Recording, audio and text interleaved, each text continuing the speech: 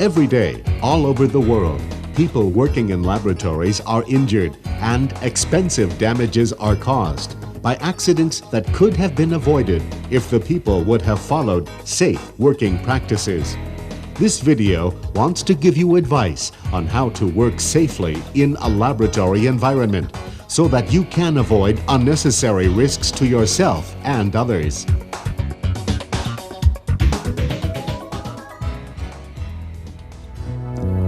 The work area has to be kept neat and tidy.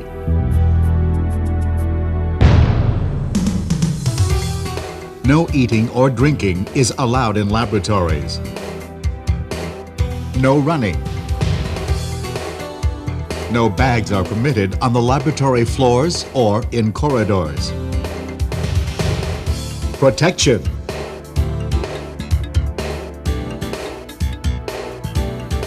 Chemicals should always be treated with respect.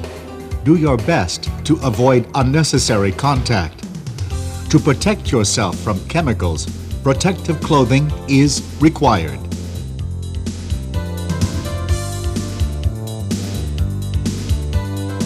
Safety goggles and laboratory coat have to be worn at all times in a laboratory. Wear proper footwear. Shoes must have a solid sole and must enclose the entire foot. When working with hazardous chemicals, in addition, gloves have to be worn. Make sure that the material of the gloves is suitable for the chemicals you are handling, as some chemicals can penetrate unsuitable glove materials easily. Chemical hazards. Many chemicals have dangerous characteristics.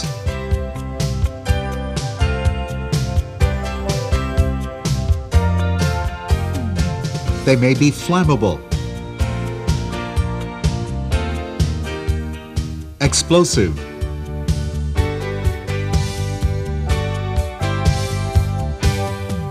oxidizing,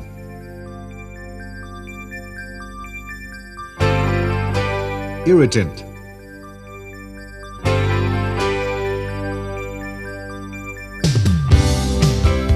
toxic,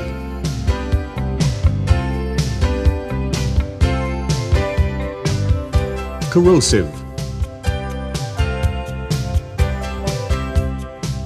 damaging to the environment.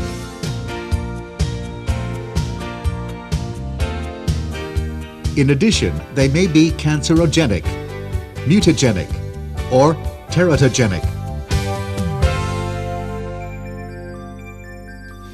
Before you use chemicals, always inform yourself about possible dangers.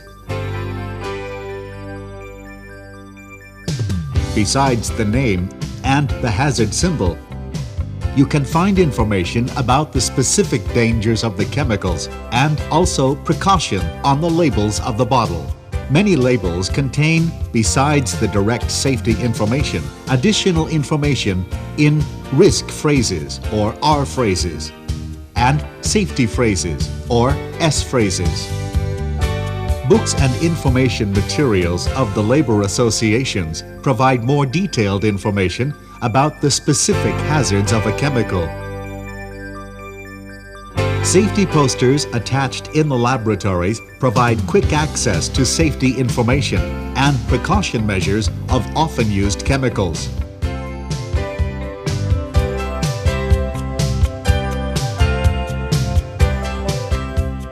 Material safety data sheets are provided by the supplier of your chemicals and give detailed information about the chemical and hazard properties of the respective chemical, also in the English language.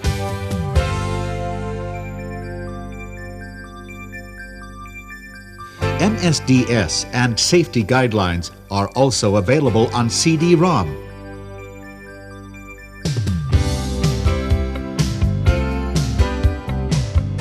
And online on the internet.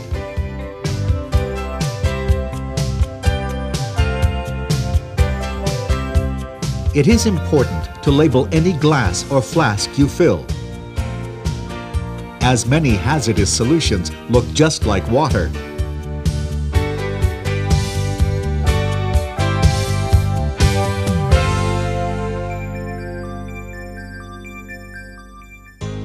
Accidents.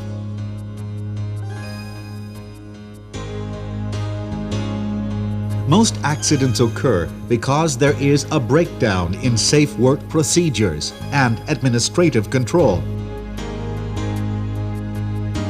Glassware is sharp when broken.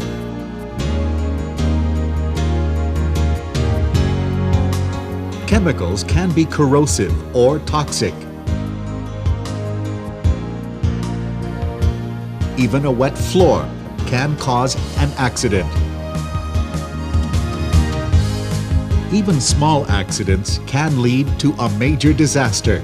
It is therefore important to report all accidents immediately.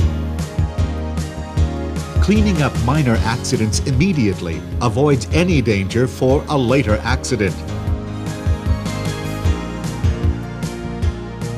Working with chemicals. To make the laboratory a safe place, safe working practices have to be followed. When heating a liquid in a test tube, always point the test tube away from other people. Never fill a pipette with your mouth. Use a pipette filler instead.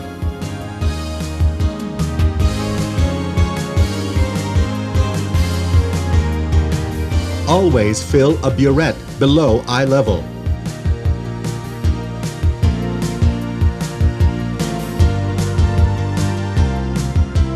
If gases have to be smelled, waft them toward your nose. Gas cylinders have to be transported in proper trolleys. Make sure that the safety cap is always firmly attached when you transport gas cylinders.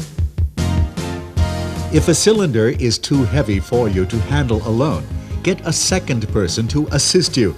In the laboratory, gas cylinders have to be secured against toggling with a chain.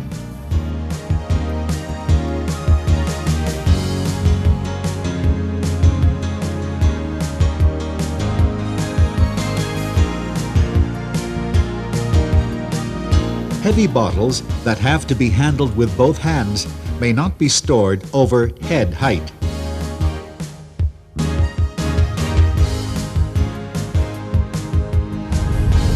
Large bottles should be carried in a carrier. If no carrier is available, a plastic bucket may do the job.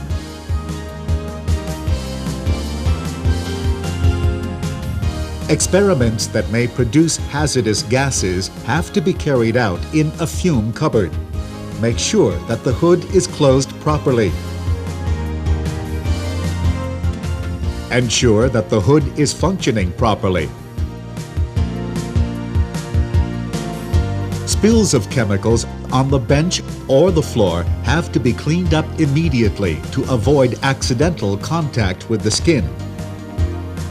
Diluted acids can be further diluted with water. Concentrated acids must be neutralized with sodium hydrogen carbonate before disposing them down the sink.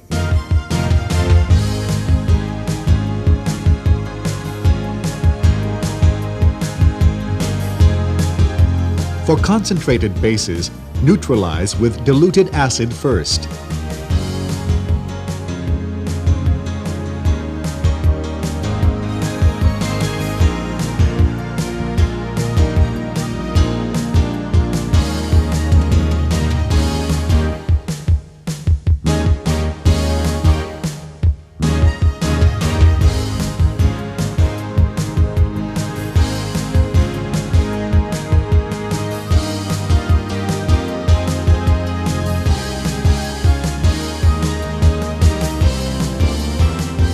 Every chemical experiment leaves laboratory waste.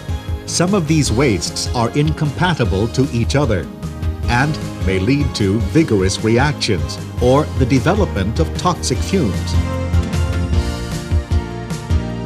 Always inform yourself about the proper way of disposing of your chemical waste.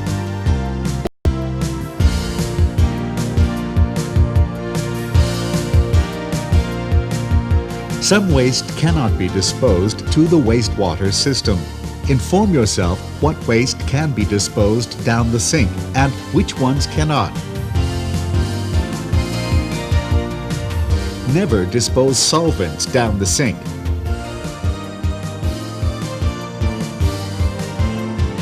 To reduce the risk of incompatible reactions of waste and to allow easier disposal of the waste, waste should be separated already in the laboratory.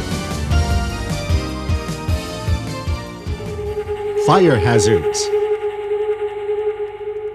There are several possible sources for a laboratory fire. The most probable sources are flammable liquids.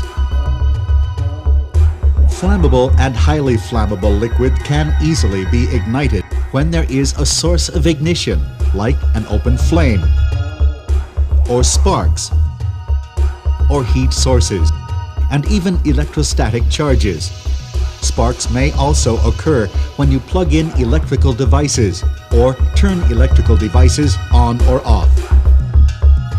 Highly volatile solvents evaporate quickly. If the vapors are exposed to an ignition source, a fire will result, even if the source is not near the solvent.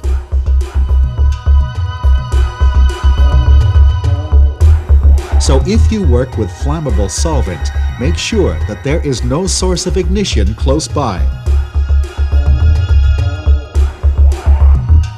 To avoid the buildup of any flammable vapors when working with highly flammable solvents, work in a fume cupboard.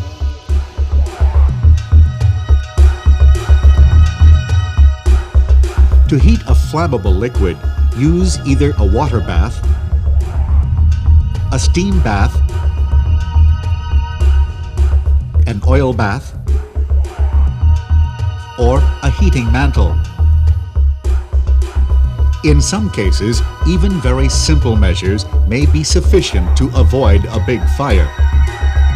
Before working in a chemical laboratory, make sure you know the location of the nearest fire extinguisher,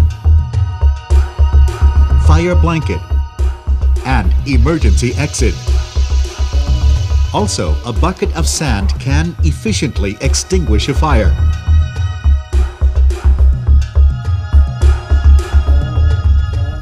If the fire is too large or beyond your control, ring the fire alarm to warn others. In the case of a fire alarm, stop all of your ongoing work, turn off gas and electric devices.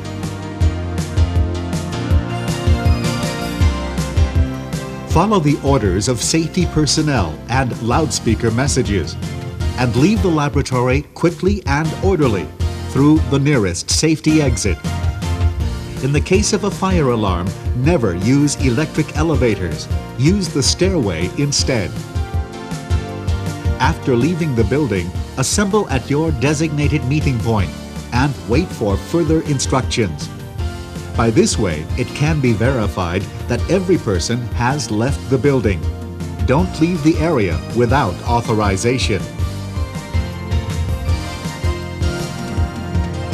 Safety measures in case of fire. Clearly mark emergency exits. Emergency exits may never be locked. Ensure that emergency exits are always kept free from bags and stored equipment. Attach emergency plans at central locations in the laboratory. Practice correct evacuation procedures in fire drills.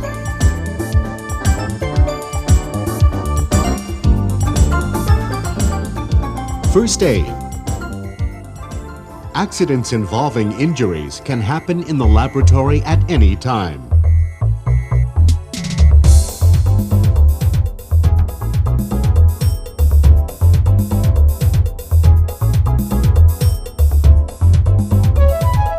A first aid box like this is useless. A properly filled first aid box contains Band-Aids, sterile dressing in various sizes, antiseptic solution, disposable gloves, a pair of scissors, and a report book. All accidents have to be recorded in the book.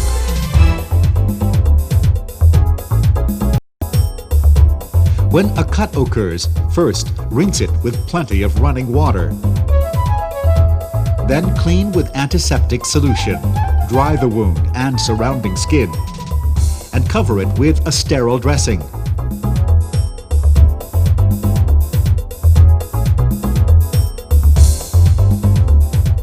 If you get burnt, rinse it immediately with plenty of water. You should rinse at least for 10 minutes. If the wound is deep or blistered, consult a doctor. If a liquid gets into your eyes, the eye should be washed immediately with clean running water for at least 10 minutes. Move the eyeballs so that all chemicals are washed out. The eyes should then be checked by a doctor. Note the name of the chemical and give it to the doctor. This information will help him to choose the correct treatment.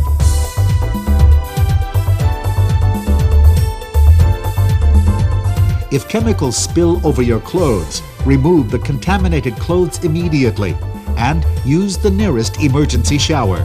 Wash the chemicals off carefully.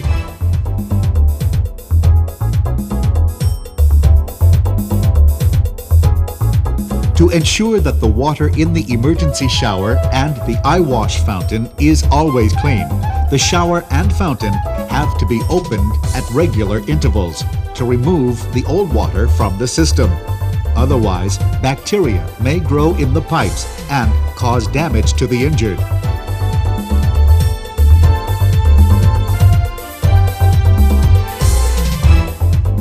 A chemical laboratory can be a dangerous place.